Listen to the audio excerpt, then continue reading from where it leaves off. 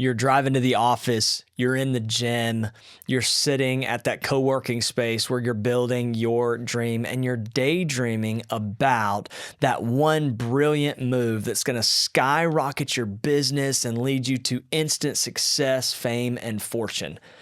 Wake up. Wake up from the dream. Today on the Exit, we're going to bust the myth of overnight success and show you how the get-rich-quick strategies and schemes are actually killing your entrepreneurial dream. Thanks for joining us.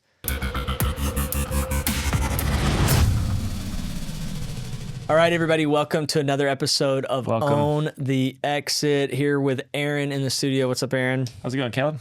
Good to see you again. Man. Yeah. Hey, so I was just thinking today about Tiger Woods, right? And how he won his first Masters. He actually broke the record, won by 12 strokes in 1997, right? Which was a PGA Tour record. Then he'd already won 3 PGA Tour events the year leading up to that. And he'd only been on the PGA Tour as a professional golfer for less than a year when he did that. And so the excitement and the energy around Tiger Woods in the public eye was this out of nowhere. He'd had a successful kind of junior and amateur career, stuff like that, like earlier on as a teenager, but this kind of seemingly overnight success story that was just running away from the competition. Yeah. And so a lot of people are like, man, Tiger Woods out of nowhere is just like this amazing, superhuman success person, right? And then, but you realize as his journey unfold, you look back and you realize like his dad had him on the putting green when he was 3 years old, playing golf every single day with him, teaching, training, all that kind of stuff. And so he had years and years of practice and growth and improving so that he could have what seemed like this overnight success. And so I think that story to me connects a lot to entrepreneurship.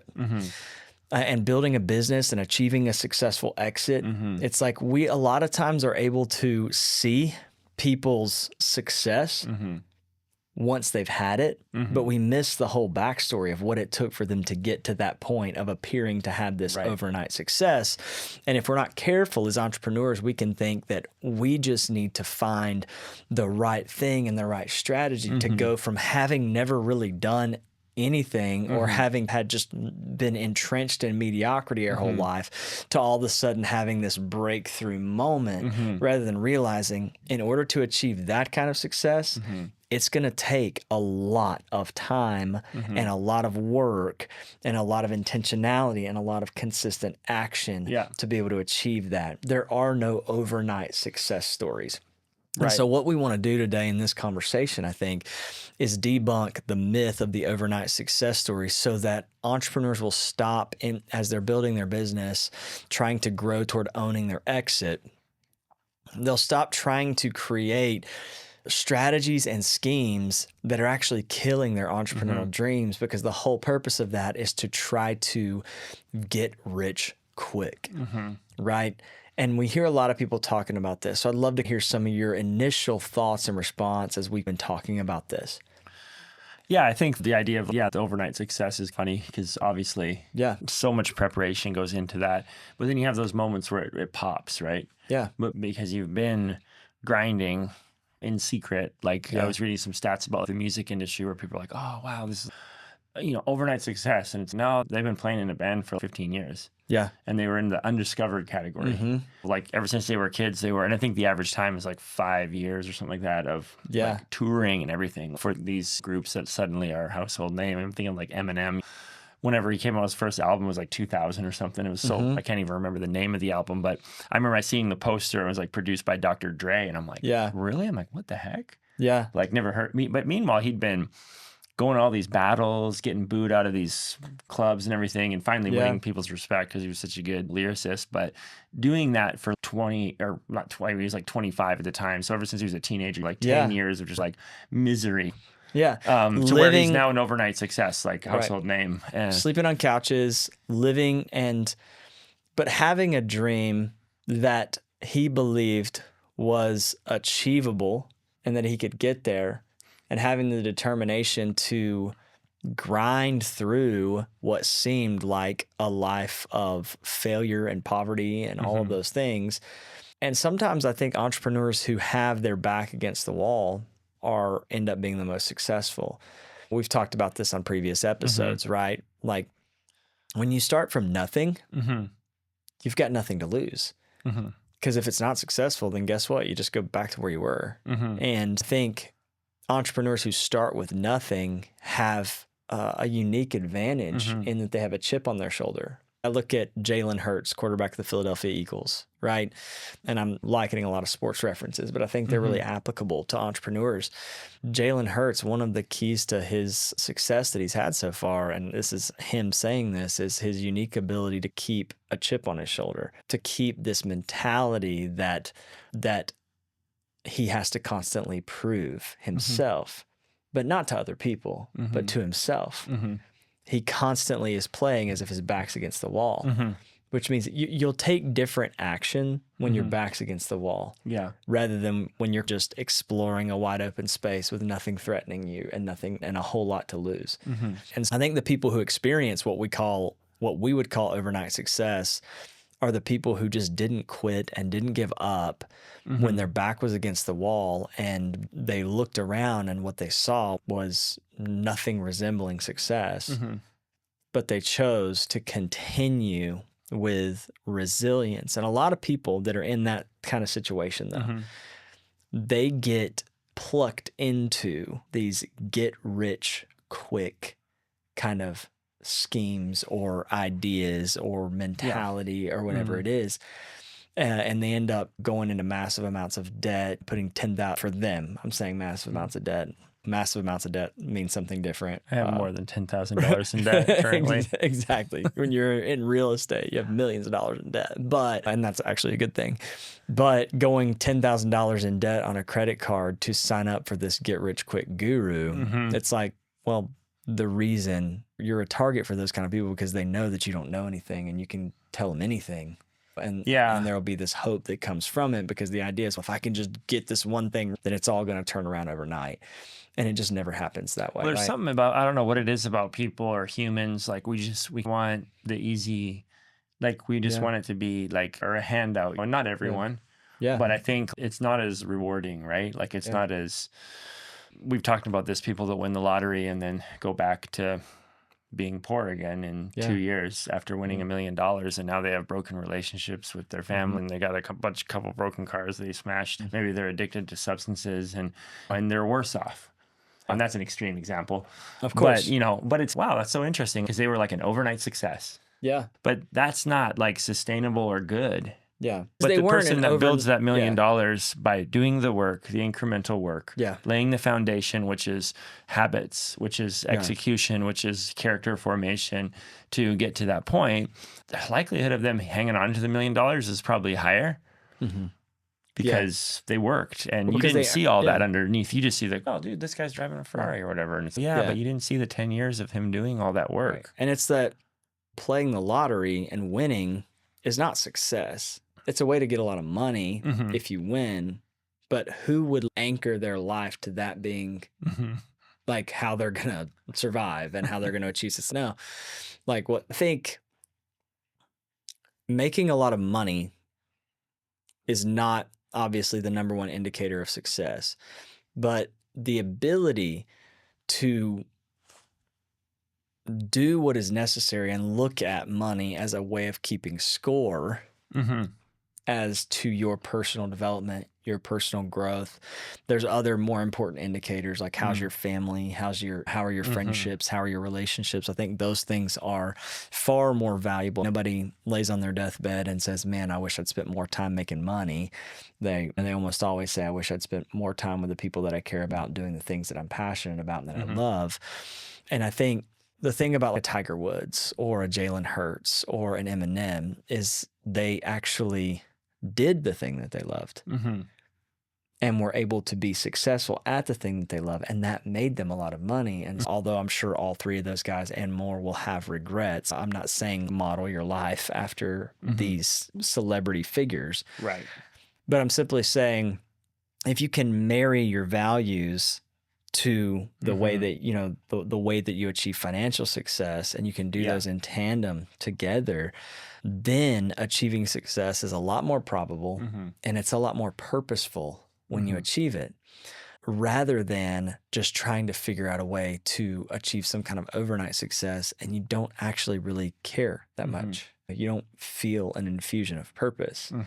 If anything, you inherit a bunch of new problems and fears and responsibilities and things that are like not things that you ever signed up for. And you don't have the skill, the discipline, the determination, or the resilience to be able to endure those things because you didn't have to climb the mountain to you just got dropped there by a helicopter. And now it's like, oh.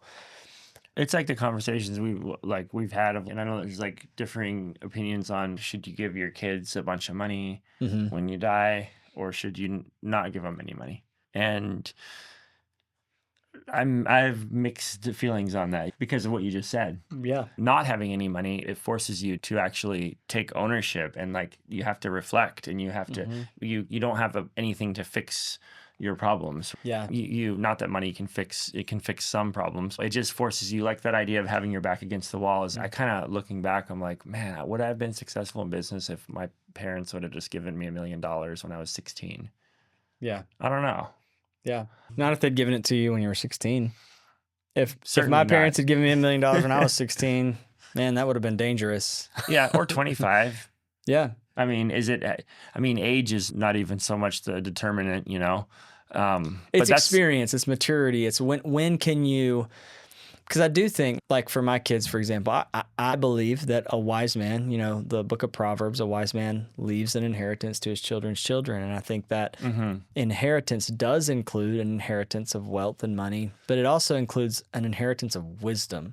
And I do think we sometimes think, as entrepreneurs, as men, as fathers, at least me, can sometimes think too much about how I want to set my kids up financially, that I forget the other part that I have the value for and that I am reaching to do and that I am doing with my kids, and that's preparing them to steward whatever they are given.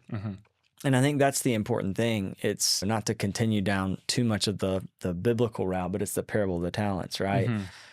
One was given 5, one was given 2, one was given 1. Yeah. The point is that everybody has a different starting point, and the metric of whether you are successful with that, at least in the eyes of the highest power, is not how much did you start with. It's what did you do with whatever you had. Yeah. It's how did you steward whatever you had, whether that's money, whether that's skill, whether that's talent, whether that's some other intangible resource. What do you do with where you start? That's the metric of success, is the distance between where you started and where you are now, not how far ahead did you start. Right? Yeah, I think those little incremental changes, the compounding, right, of choices made and small decisions. Like James Clear's book, or James Clear, Atomic Habits. Atomic Habits, where you if you make tiny 1% tweaks, 1% better day by day, or even month by month over years, you'll be making huge gains on your goals. Yeah, I think one of the things he talks about in that book, right, is if you start, from New York to London on a boat, and you're off in your navigation by 1%, then by the time you get there, you're 200 miles south or north from your original destination. Right. Yeah. And so it's the power of, right, because and the same is true with incremental improvements. Right? It's when you make incremental improvements, those small, consistent efforts, they add up significantly over time to getting you closer to the destination you want to arrive at. And so I think there's 2 pieces of that. It's one is the things that you need to do today are not the big total life overhaul or business overhaul things. Most of the things you need to do today to shore up your success tomorrow is there's small incremental changes that you're able to do, combined with the second thing, and that's as you play the long game. Because you're not going to see the immediate impact from small incremental changes, but those are the most important those are the most important changes you can make, are the small ones. Yeah. And if you're able to couple that belief and that fact and that truth with a mindset that plays the long game, that says, I'm in this for the long game, then that's when you're going to see the impact of those small decisions is over a more significant expanse of time. Yeah. No, absolutely. And that the whole idea of that overnight success, a lot of times it was just the daily grind, right? Yeah. The daily execution, the consistency. Yeah. It's like, how can I get a little bit more efficient at these tasks that I do every day? How can I do this in a little bit less time? How can I regain a little bit more focus, right? Not how can I got to figure out a way to I wish I just had 4 more hours in a day. It's imagine what you could do if you could just clean up and get 40 extra minutes in a day. It's like people are like, oh, you're just so lucky. You ever heard that? Oh, yeah. Oh, yeah. Luck. I've been called the golden child.